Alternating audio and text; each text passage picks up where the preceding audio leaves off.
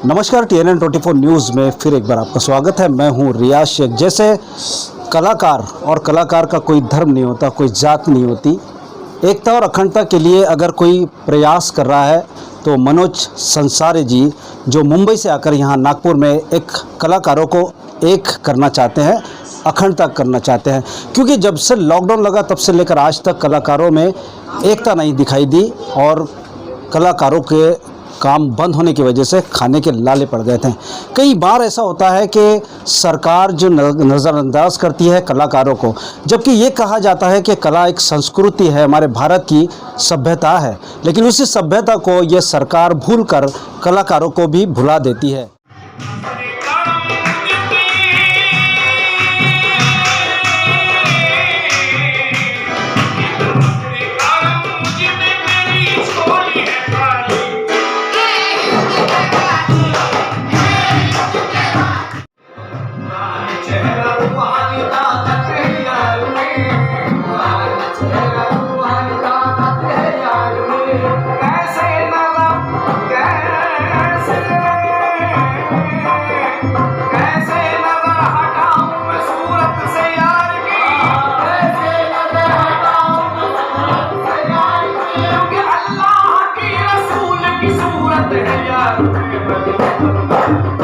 मैं तारुफ करा रहा हूँ तो वो ऐसा है कि सूरज को चिराग दिखाने के बराबर है।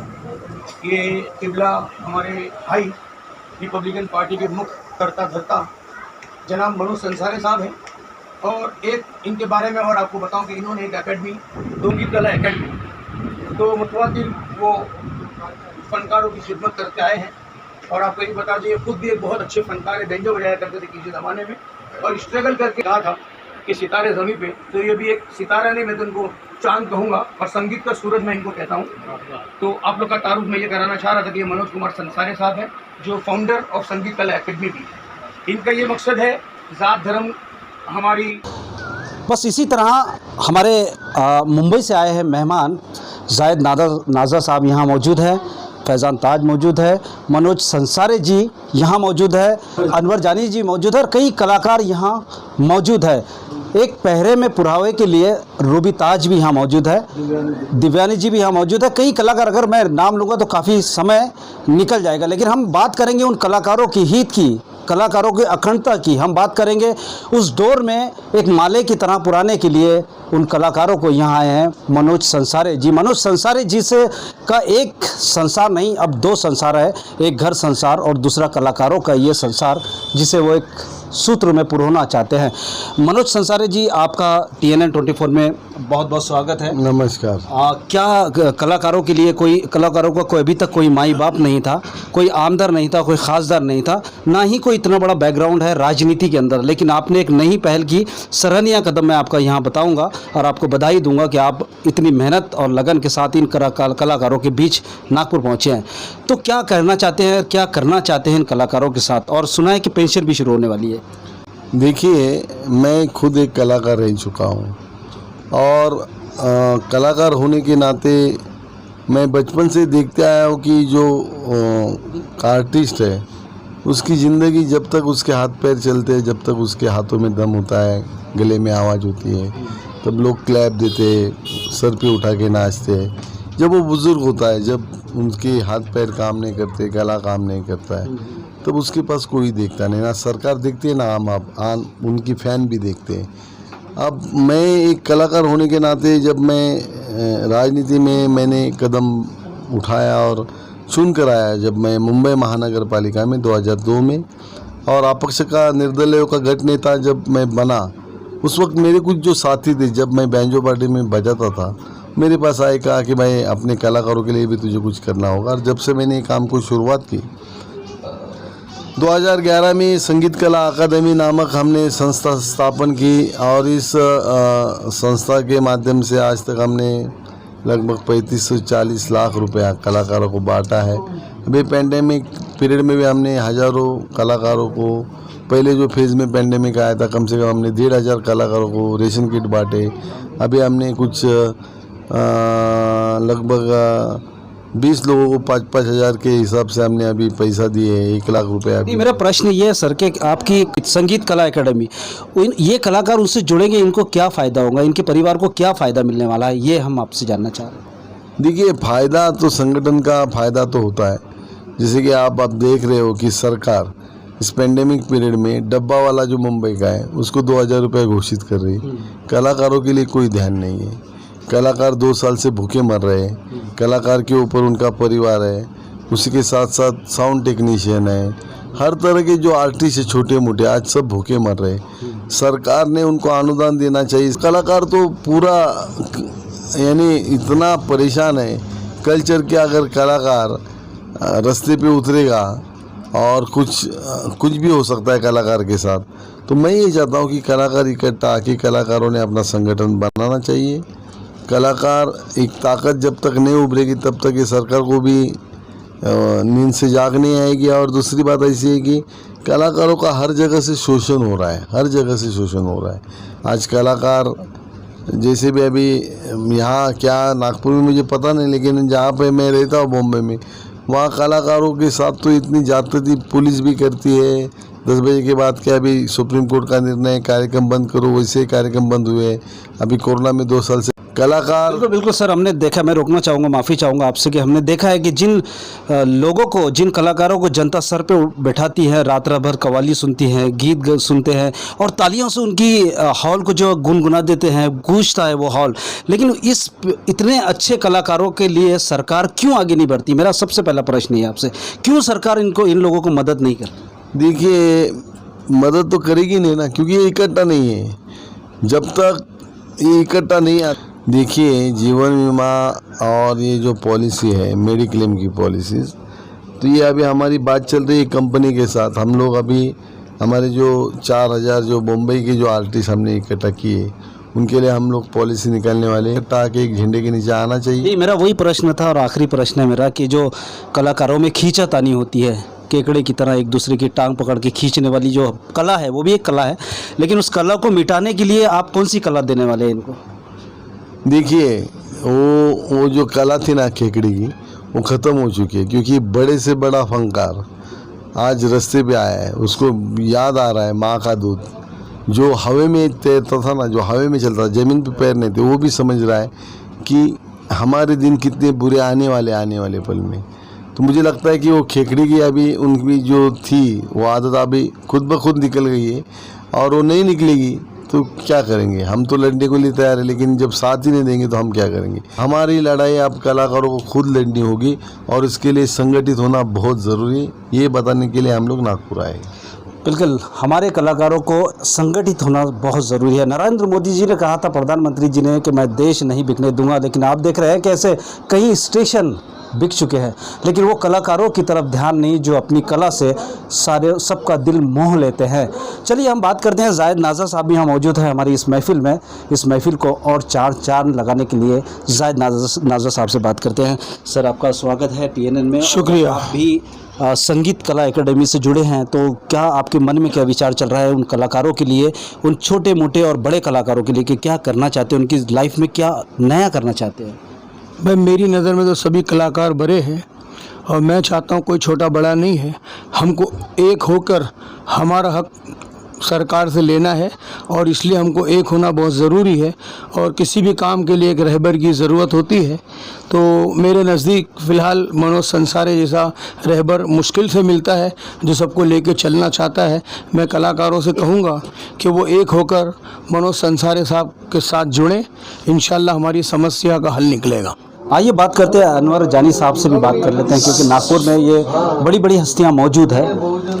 आपका स्वागत है TNN में जी। क्या कहना चाहते हैं? आज एक बहुत अहम दिन था, अहम मीटिंग थी, जिसके अंदर काफ़ी अच्छे मुद्दे उठाए गए हैं और उनका समाधान भी हुए जैसा ये कर रहे हैं।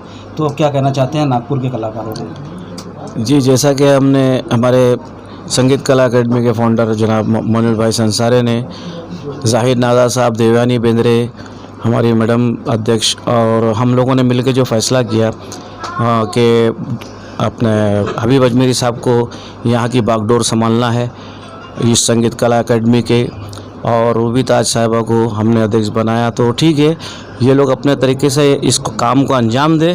हमारी बस यही इनसे दिली तमन्ना है कि ये लोग अपने भाइयों को सबको जोड़े, एकजुट करें सबको एकजुट करें, चाहे वो किसी भी कलाकार, कोई भी फनकार हो, भजन हो, गाता हो, ऑर्केस्ट्रा वाला हो, लाइटमैन हो, डेकोरेशन वाला हो, जो भी हो, बहरहाल सबको एकजुट करके और इस संस्था को आगे बढ़ाने की कोशिश करें। बिल्कुल, आगे बढ़ते हैं इसी सुनहरी मौके को लेकर। और मैं अब जाने वाला हूँ उस शख्स के पास, उस कव्वाल के पास जो जवां दिलों की धड़कन, आप जानते होंगे कि मैं किसका नाम ले रहा हूँ, उसको वो है फैज़ान ताज, जो जवां दिलों की धड़कन है। और उस धड़कन को थामने के लिए मैं जा रहा हूँ फैज़ान ताज के पास। फैज़ान ताज, आपको भी इस संगीत कला एकेडमी का हिस्सा बनाया गया है। ये छोटी मोटी जिम्मेदारी नहीं है, काफ़ी बड़ी जिम्मेदारी है और बहुत ही विश्वास के साथ आपको सौंपी भी गई है। किस तरह आप इसको काम करेंगे, किस तरह इन कलाकारों को साथ में लेके चलेंगे? इंशाल्लाह सबसे पहले तो हमारी ये कोशिश है कि पहले हमें कोई सपोर्ट नहीं था, हमने बहुत कुछ किया लॉकडाउन में, कलेक्टर ऑफिस गए, बहुत से नेताओं के पास में गया, लेकिन कुछ उसका रिज़ल्ट मिला नहीं हमें। लेकिन अब मनोज साहब के रूप में हमको एक सहारा मिल गया, एक सपोर्ट मिल गया। इंशाल्लाह उनके साथ खड़े रह के हम लोग इंशाल्लाह आगे बढ़ना चाहते हैं। और हमारे जैसे और भी कलाकार हैं, उन सबको हम अपने इसमें जोड़ना चाहते हैं, क्योंकि जब तक के वो एक कहावत है कि एक लकड़ी को कोई भी आसानी से तोड़ देता है, अगर बहुत सारी लकड़ी एक साथ हो तो उसे कोई नहीं तोड़ सकता।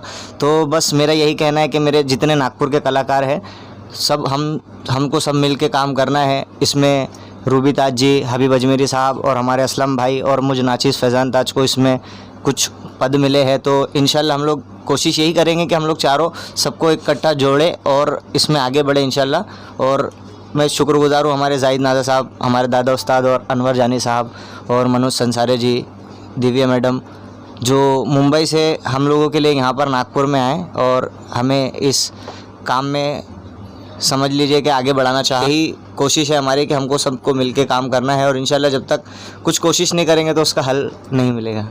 बिल्कुल, हमारे साथ बने थे फैज़ान ताज। लेकिन मैं कहना चाहूँगा कि 24 जून है 2021, शायद अगर इनकी ये बातें जुट कर रहे हैं कलाकारों को, अगर ये सक्सेस होता है तो इतिहास में नाम लिखा जाएगा नागपुर के अंदर के कलाकारों को एकजुट करने वाले मनोज संसारे जी ने एक ऐसा नागपुर में संसार बसा के गया जिसे लोग याद रखेंगे।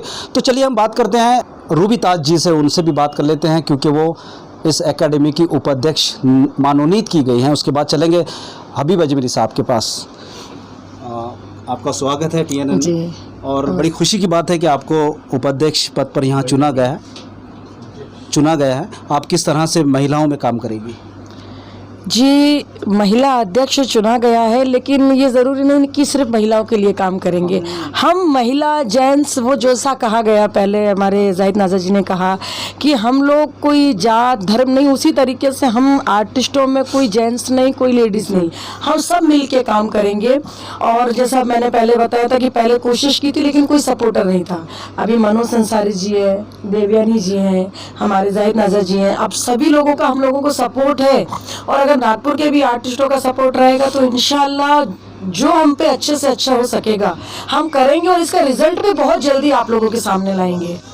बिल्कुल, एकता अखंडता की मिसाल और एकता की तो आपने बात की, लेकिन यहाँ के कलाकारों को एकेडमी की बहुत ज़रूरत है नागपुर के अंदर, जो कि नहीं है। क्या कहना चाहती हैं? जी, यहाँ के कलाकारों को ज़रूरत है और यहाँ के कलाकारों को नहीं बल्कि इवन ये कहना चाहूँगी कि हर जगह के कलाकारों को ज़रूरत है। और जहाँ भी जो लोग मेरी आवाज़ सुन रहे हैं, मैं सबसे कहूँगी कि जितने भी लोग हैं, आप लोग हमसे जुड़ना चाहते हैं तो आप लोग हमसे जुड़िए। और जितना हम सारे आर्टिस्ट, कोई कहीं का भी हो, चाहे कोई जागरण वाला हो, चाहे कोई ऑर्केस्ट्रा वाला हो, चाहे कोई भी हो, जितने भी आप हम लोगों के साथ जुड़ेंगे, हम सब एक आर्टिस्ट है। हमारी कोई जात नहीं, धर्म नहीं, हमारा सिर्फ एक धर्म है कि हम एक कलाकार हैं। और कलाकार है तो हम सब मिलके काम करेंगे। जैसा फैज़ान ताज ने कहा कि एक लकड़ी को कोई भी तोड़ सकता है, लेकिन इकट्ठी लकड़ी रहे तो कोई नहीं तोड़ सकता।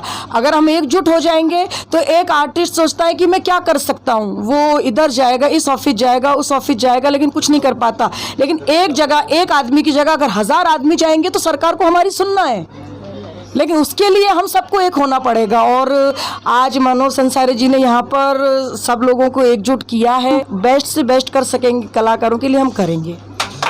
बिल्कुल, चलिए आगे बढ़ते हैं।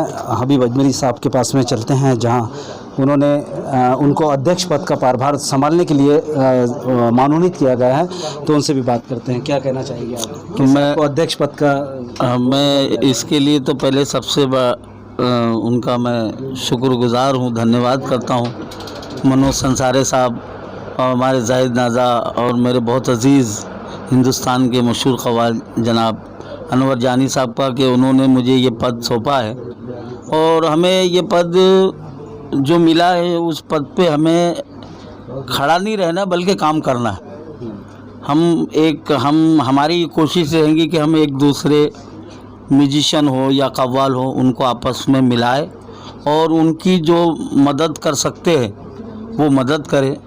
जो हमारे मनोज संसारे साहब जो है, देवयानी जी है, इन लोगों ने जो आश्वासन हमें दिया है, तो ये जो हमारे यहाँ कलाकारों की जो मुसीबत है, परेशानी है, वो उन तक हम लेकर जाएंगे। बिल्कुल, अगले लॉकडाउन में देखा गया काफ़ी दिक्कतें आई आप लोगों को, कोई था ही नहीं आप लोगों का रहनुमा बनकर के सामने आने वाला, लेकिन एक रहनुमा मुंबई से यहाँ आया है। लेकिन उन रूठे हुए लोगों को आप कैसे मनाएंगे जो रूठ जाते हैं? वो रूठने वालों का तो ऐसा है, कोई रूठता है और कोई मान जाता है, मगर हमारी कोशिश ये रहेगी कि हम उनको मनाएंगे, हम जाएंगे उनके पास में, क्योंकि गम के तूफ़ान में संगीन चट्टान बने, अपनी हस्ती का हर इंसान निगहबान बने, फिर बाद में हिंदू बने या मुसलमान बने, पहले इंसान को लाजिम है कि इंसान बने। बिल्कुल, आपने सुना होगा कि दीप से दीप को जलाते चलो, तो इसी तरह दीप से दीप जलता रहेगा और नागपुर में इन कलाकारों की रोशनी का पारा बढ़ते रहेगा। तो आगे भी बने रहिए मेरे साथ और देखते रहिए TNN 24 न्यूज़।